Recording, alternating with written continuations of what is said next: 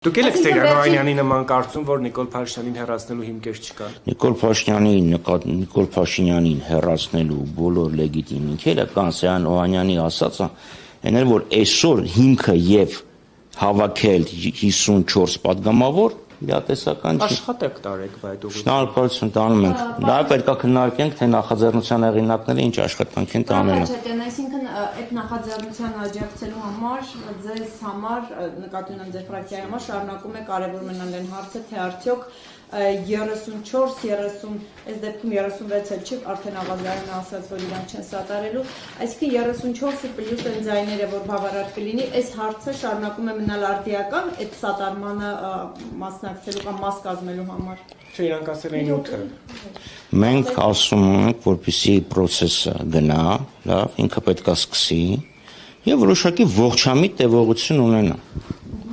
Ավելի վերջնական կարծիք կլինի, երբ լինի ֆրակցիայի հայտարարություն։ Իսկ կոնկրետ անձի որակների։ Կոնկրետ անձի որակների մասին չենք ասել, չէ՞, մենք երբ հայտարարությունը տարածեցինք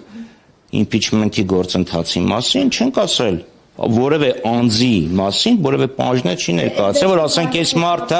պահանջներին բավարարում, այս մարդը պահանջներին չի բավարարում, այսինքն դա եղել է ունիվերսալ հայտարարություն։ Իսկ քանի որ այս դեպքում արդեն կոնկրետ տեխնացու կա, դուք նրա Կրկնում եմ, թե հայտարարությունը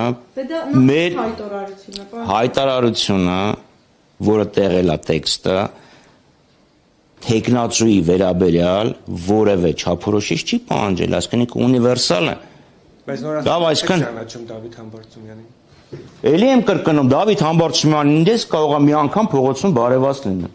Դա խնդիր։ Պիտի մտերիմ ճանաչեք, ո՞րն է։ Դու կարծիք ես ինձնից ուզում եմ ուզում հարցնել։ Պիտի պարտադիր դեր մտերիմ լինի, որ impeachment-ի։ Դուք ինձնից կարծիք եք ասեմ ես այս մարդուն մասին այսօր կարծիք չեմ կարող ասեմ, անձամբ չեմ։ Հայտարարությունից հետո քննարկում չի եղել թիմում։ Չէ դեռ, որովհետև հայտարարությունը եղել է շաբաթ կեսօրին։ Որոշում երբ կլինի հստակ։ Չեմ կարող ասեմ, բայց ողջամիտ ժամկետներում։ Պարոն Խաչատյան,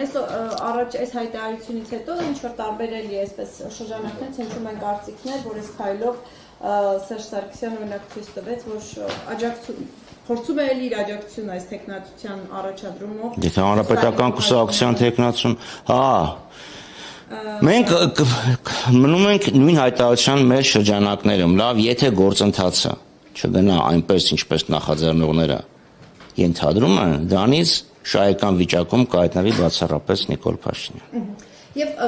եթե ստանալված չկա կաթոլիկոսի մասին Պարոն Խաչատրյան, բայց ամեն դեպքում քննադատում են ձեզ, ասում են, որ դուք փոխանակ նկատի չունեմ ձեզ հենց խմբակցությանը, ասում են, որ եթե ցանկություն ունեք Փաշինյանին հեռացնելու, ապա դուք ոչ թե պայման կդնեիք, որ գնացեք երկու падգամավոր բերեք եւ 6-ն էլ դուք եղեք, որ մենք մեր 28 ձայները տանք, այլ կհամաձայնվեիք, որպեսզի միասին աշխատանք տանեիք այդ երկու падգամավորի հետ կապված։ Իսկ դուք պահանջներ եք ներկայացնում։ Քննադատողներին։ Հիմա մի հատ հարց տամ, չգիտեմ ովքեր են քննադատում։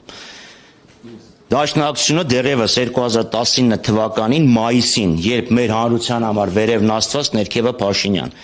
միակ քաղաքական ուժն էինք, որ Փաշինյանին քննադատությամբ եւ հակափաշինյանական հանրահավաք արեցինք։ Մասնակիցները մենք էինք, խոսողները մենք էինք։ Հիմա ասել դուք չեք մասնակցում առնվազն անբարոյականություն է։ Մյուսը 20 թվականին հայնիկի փրկության շարժումը, ովքեր էին շարժիչ ուժերը։ Մենք ենք, չէ, ձերբակալվել, մերոնց նկատմամբ մենք քրեական եւ վարչական գործեր հարուցվել, մերոնց նկատմամբ բռնի ուժ կիրառվել, մերոնց նկատմամբ քրեական հոդվածներ։ Մենք ենք այսօր այստեղ պայքարում էլի, որ ասում են, տեսեք, տնտեսությունը աճում է, այդ քննադատողները ասում են, եթե չուզենայիք նրան, գիտես քեֆանողին քեֆ չի պակսի, քննադատողի համար էլ, գիտես ինչ ասես կարող անել։ Դե նախկինում կարծել եք, որ impeachment-ը ճիշտ գործընթաց է, հիմա ինչու չեք ուզում, որ այս գործընթացը մեկնարկի։ Impeachment-ը, պաշտոնյա, տեսեք, տարբեր բաներ եք ասում, impeachment-ը ինքը ունի որոշակի, խիստ որոշակի նախապայմաններ։ Այն գործընթացը, որի մասին որ խոսում ենք, այսինքն 54 ԿՊԱ-ական падգամավոր ներողություն, լավ, այսինքն 54 падգամավորներից, որովհետև 4 անկախ падգամավոր կա, չգիտեմ ոնց իրանք քվեարկեն, պատիվ ունեմը, օքեյ, հիմա ասեցին, վաղ կարող ուրիշ բան ասեմ։ 6 հոգի պատիվ ունեմը, 28 հոգի Հայաստան դաշինքը 34 են, 20 падգամավոր պակասումը, այսինքն 16-ից 20 ԿՊԱ-ական պետք է տեխնացուի օգտին քվեարկի։ Ես այսօր հունիսի 9-ին դա ռեալ չեմ համարում։ Բայց որ ասացիք վերև Աստված, ներքև Նիկոլ, Այն ժամանակ 19-ի հանրության համար։ 18-ին էլ այդ արանքում դաշնակցությունն էր պաշտոններից օգտվում։ Շատ լավ, հետո եւ ինչ որևէ դու խնդիր ունես դաշնակցության որևէ պաշտոնյաների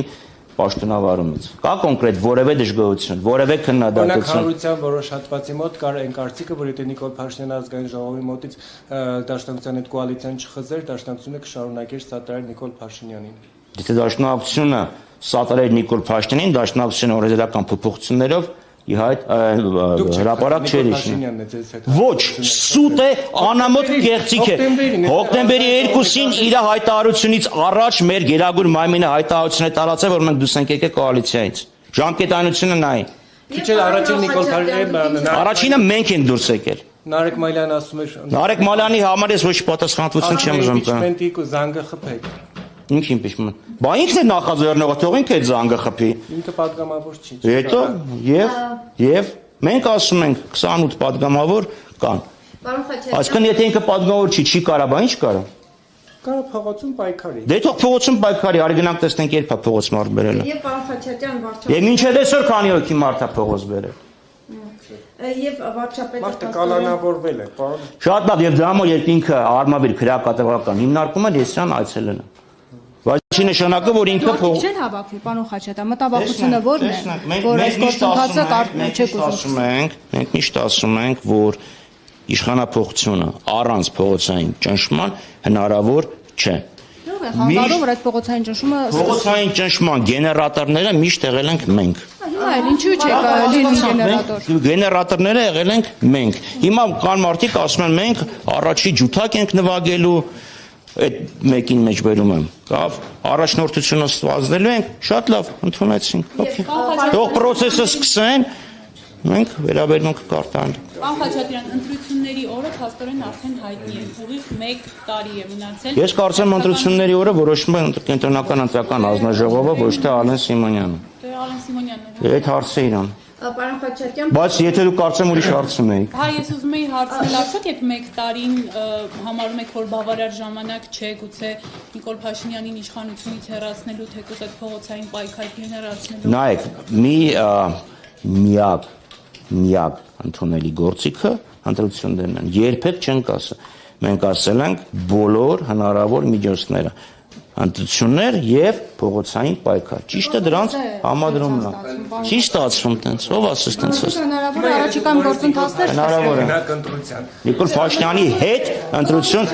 Նիկոլ Փաշինյանի հետ ոչ ոք ընտրություն չի լինում, եթե լինում է երկրում ընտրություններ, կուսակցությունը որոշում է մասնակցի թե չէ։ Դա Նիկոլ Փաշինյանի հետ ընտրություններ գնալ չի։ Դա Նիկոլ Փաշինյանի դեմ ընտրությունների գնալ է։ շարունակում եք ղեկավարել, այս դեպքում արդյոք օբյեկտիվ ընտրություններ պետք է լինեն։ Նախանցիկ ընտրություններ պետք է լինեն, խախտումներ չեն լինի, եթե Փաշինյանն է պաշտոնավորել։ Որպեսզի հավանականությունը ավելի փոքր լինի, ընդդիմությունը խորհրդանական պետք է ունենա մասնակցություն, ներկայացվածություն ընտրական հանձնաժողովներում։ Կարծում եմ շատերին դա դուր չի գալիս։ Պարոն Խաչատրյան եւ փաստորեն Նիկոլ Փաշինյանը այս իր տևական գրից հետո վեհապարի եւ նրա ինչպես ինքը հապնդում այդ կուսակցության խախտման թեմայով, այսօր արդեն արձանագրում է, որ գրեց արձագանք չեղավ, այսօր արդեն գրեց, որ փաստորեն վեհապարը պնդեց, որ Զավակունի խախտել է կուսակրոնության ուխտը եւ պետք է ազատի վեհապարը։ Երբ է վեհապարը նման բան պնդը։ Նիկոլ Փաշինյանն այսօր այդպիսի պնդում արեց։ Ասկան վեհապարը պետք է Նիկոլ Փաշինյանի ամեն ինչին հերքի կամ աստղա։ Ինչի՞ց ենթադրեցիք։ Պարոն Խաչատրյան, հարցս Նիկոլ Փաշինյանը այսօր արդեն եզրահանգեց, որ վեհապարը խախտել է կուսակրոնության ուխտը, Զավակ ունի, ես Նիկոլ Փաշինյանն եմ ցիտում, եւ պետք է ազատի վեհարանը։ Եվ դիմում է քրիստոնեական առաքելական եկեղեցու հետևորդներին եւ այլն, ասում է, որ այս հարցով փաստորեն բոլորը պետք է շահագրգիռ լինեն եւ նպաստեն այդ process-ին, որ կաթողիկոսը հեռանա։ Ես ուզում եմ ձեր գնահատականը նախ ի վերջո ինչ հարց է լուծում հիմա Նիկոլ Փաշինյանը եւ ինչ է կարծում ինչ կանի հիմա արդեն պնդում է որ Զավակ ունի դուք օրինակ հնարավոր համարում եք որ չգիտեմ ակցիաների կոչանի կամ ինչ մեխանիզմների եւ մեթոդների կդիմի արդեն վեհապարի Ուրեմն ես որևէ ստորություն չեմ բացառում հիշեցնեմ որ դեռ 18 թվականին նոր Հայաստան նոր հայրապետ շարժումը փորձարը ներխուժել վեհարը, անվեհափառի մեքենայի շարասյուններ փորձ է կանգնացնել։ Այս իշխանությունները անցյալ տարի արդեն իշխանությունները ուղղակիորեն փորձեցին արգելել վեհապառի մուտքը Սարդարապատի ու Շահամալիր, այնպես որ որևէ ստորություն չեն բացառում։ Մյուսը խորքային է, ինչի հանկարծ Նիկոլ Փաշինյանը որոշեց ամսի 30-ին թե 31-ին մայիսի հարձակում սանձազերծել Առաքելական Սուրբ Եկեղեցու դեմ, որովհետև Առաքելական Սուրբ Եկեղեցին Շվեյցարիայի բողոքական եկեղեցու հետ համատեղ խորհրդաժողով էր կազմակերպել, որտեղ արծարծվել էր արցախցիների վերադարձի իրավունքի հարցը եւ Արցախում հայկական, քրիստոնեական, մշակութային եւ կրոնական ժառանգության պահպանման հարցերը։ Իսկ դրանից ավելի շուտ հունվարի 7-ին Ալիևը ասել էր կամ Հայաստանի իշխանությունները հայկական ֆաշիզմի դեմ պետքա պայքարեն, հայկական ռևանշիզմի դեմ կամ ես Հայաստանի դեմ կպայքարեմ։ Հասկանալի է, իսկ ինչ լուծում եք առաջարկում, որովհետև մենք միշտ խոսում ենք, թե ինչից սկսվեց, բայց չենք Նիկոլ Փաշինյանին ուղարկել տուն ինչքան շուտ այնքան։ Պարոն Խաչատրյան, այսինքն դուք կարծում եք, որ կարող է ակցիաներ եւ Չեմ բացառում։ Խուլիգանական ակցիաներ չեմ բացառում։ Ձեզ օրինակ հետաքրքիր է, թե հետաքրքիր չի վեհապառը զավակ ունի, թե չունի։ Եվ դա ինչ որ կտա օրինակ անձնապես ձեզ։ Ինձ բացարձակապես դա չի հետաքրքրում, վեհապառը Առաքելական Սուրբ Եկեղեցու ղեկավարն է, Առաքելական Սուրբ Եկեղեցին այն ինստիտուտն է, որը պահել է հայկականությունը, ազգը, երբ մենք պետականություն չենք ունեցել, Առաքելական Սուրբ Եկեղեցին այն թերևս միակ ինստիտուցիոնալ կառույցն է, որը այս իշխանությունների ազգադավ ազգուրած քաղաքականությանը դեմ է գալ խոսում։ Ինձ խոհանոցային մակարդակի բամբասանքները չեն հետաքրքրել, չեն հետաքրքրում եւ ապագայում չեն հետաքրքրել։ Ակացիական բախումներ կարող է լինել։ Չեմ բացառում, որ ես նշեցի, չեմ բացառում որևէ սադրանք, որևէ խուլիգանություն, թե գործողությունների, թե խոսքերի տեսքով։ Վստահ եմ, որ կձախողվեն։